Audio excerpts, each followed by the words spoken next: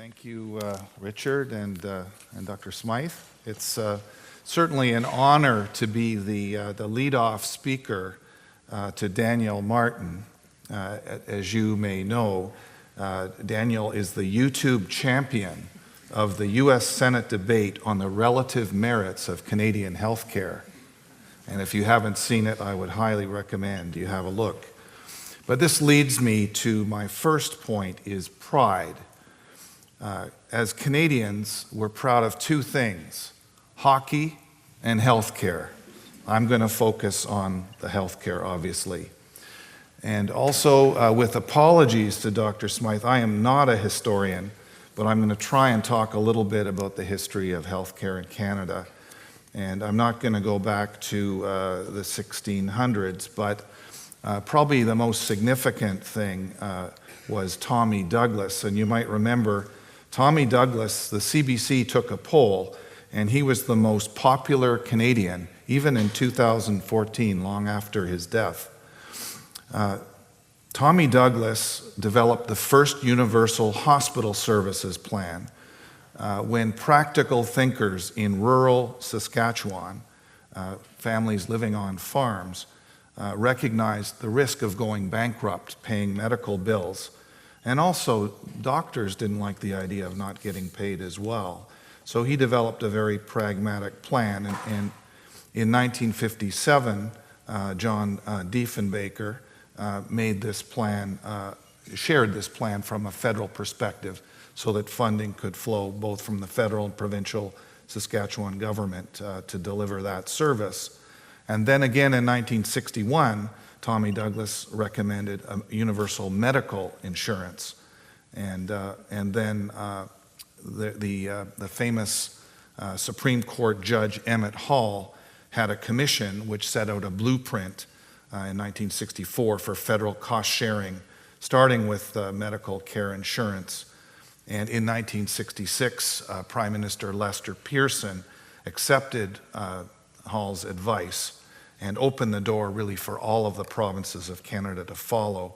And in fact, by 1972, all provinces and territories were on board with both the medical insurance and the hospital services being universal.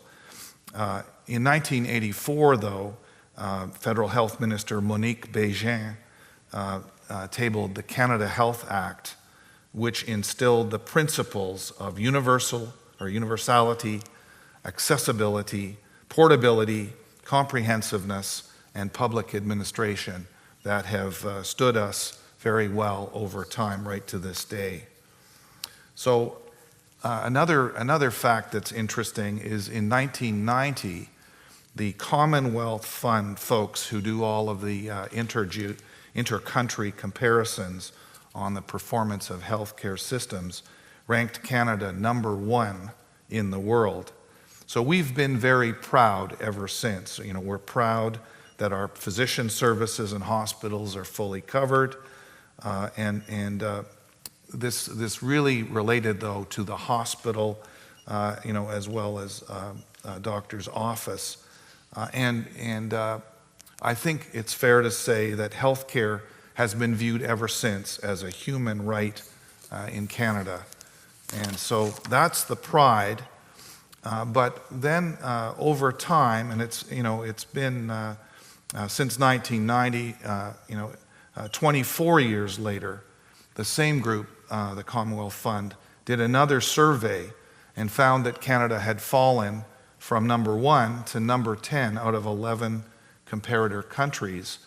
And so this brings in the element of the prejudice, is we're making the wrong comparisons. We always compare our healthcare system to the US, and unbeknownst to us, other members of the survey have surged to the top. The countries like France and Australia and even the UK, with its long-suffering National Health Service, rank much ahead of us. And just some of the criteria are surprising.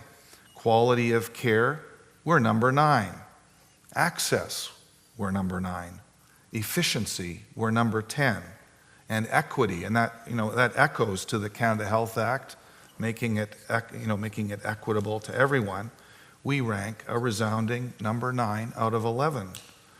So clearly, all this time we haven't been looking at how we're doing, versus the countries of the world that have been improving constantly.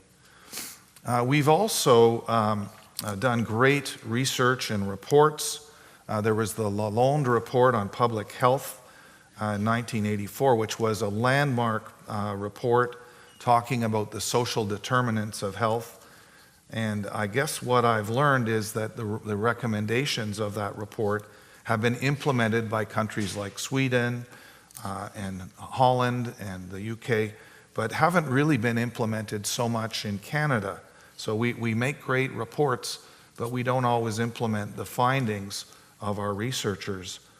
A mentor of mine, David Naylor, likes to point out that in 1974, Dr. Sackett, the father of evidence-based medicine at McMaster, did a paper which ended up being published in the New England Journal, which made a comparison between nurse practitioners and primary care physicians.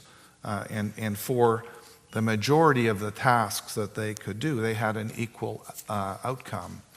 And so again, the question is, why don't we have more nurse practitioners at work? Because there's so many communities that don't have doctors, and it could play a great role in delivering health care to remote communities. We spend a lot of money on health care, and one of the reporters for the Globe and Mail said that we're paying for a Cadillac, but we're only getting a Chevy. Just some examples of this, again from the Commonwealth Fund survey of 2014, our physician expenditure per capita is 70% higher than the OECD. Our drug expenditure per capita is 50% higher, and 10 to 25% of Canadians either don't have coverage or don't have full coverage. So in reality, our coverage is not universal, and everyone knows about the debate about pharmacare that's going on. But there are other services that other countries cover, such as dental services, physiotherapy, etc. So there are lots of gaps in what is covered. So we're not as universal as we might think. There's also the issue of commercialization, and as I work for a commercial entity, we've had some great discoveries in Canada. Everyone knows about the story of insulin and the Nobel Prize that was won by Banting and Best, Collip and MacLeod in 1920. But the insulin that they discovered was commercialized by Eli Lilly from Indianapolis, Indiana. In the history of my company, Medtronic, the pacemaker was also invented in Toronto. In 1949, Bigelow and Callahan first made the observation that the heart responded to an electrical impulse. And later, recruiting the National Research Council, they developed a line-powered pacemaker in the early 50s, the first of its kind. And yet, the commercialization of the pacemaker occurred in the United States. And I guess our company had something to do with that. The first battery-powered pacemaker, 1955, from Minnesota, and then later in 1960, implantable pacemakers. So in conclusion, this issue of prejudice has blinded us sometimes to the truth and the opportunity to move the agenda forward either on care or on commercialization. But I would say that today the door is wide open for improvement in healthcare. It's highly visible. We know that we need to improve on Indigenous health, mental health, primary care access, seniors care, chronic care. We actually do, I think, quite a good job with acute care from all of the surveys. So in 2015, I worked with David Naylor and others on what was called the Naylor Panel on Healthcare. You probably didn't hear of that because it was released in the middle of a federal election. and it was nearly buried. But some of the recommendations that we had to improve healthcare were as follows. First of all, we recommended greater attention to patient engagement and empowerment. And just one example of that is, although legally patients have the right to their medical records or to access to their medical records, but in practice it's very, very difficult for them to get that. And certainly it's not available online. In high-performing healthcare systems, patients want to have their own information, and they use it to self-manage their disease. Second, we recommended health system integration and workforce modernization. And we're not taking the Alberta model where they created one a health authority. That's not what we mean by integration. We mean integration in the front lines of healthcare. And that's where it's not been happening in Canada. Although, there are examples of it working with family health teams in Ontario and in other parts of Canada. Third, actually on the second point as well, workforce modernization, thinking about that New England Journal paper, our doctors are very busy. We have shortages of doctors, particularly in primary care. So why not make more use of scope of practice and integrate nurse practitioners to improve an area where we don't have great access. Third point, third recommendation was technological transformation. And here, digital health and precision medicine are two modern technological opportunities that we're not taking great care to use in Canada. And we can maybe save that for the discussion. Fourth point is better value through procurement, reimbursement, and regulation. And it's no secret that throughout the public service, that procurement focuses on the cost of things, and that cost is important, but they don't focus on the value through the life cycle or through the patient pathway. And so there are models in Europe and other places that are much more attuned to measuring value.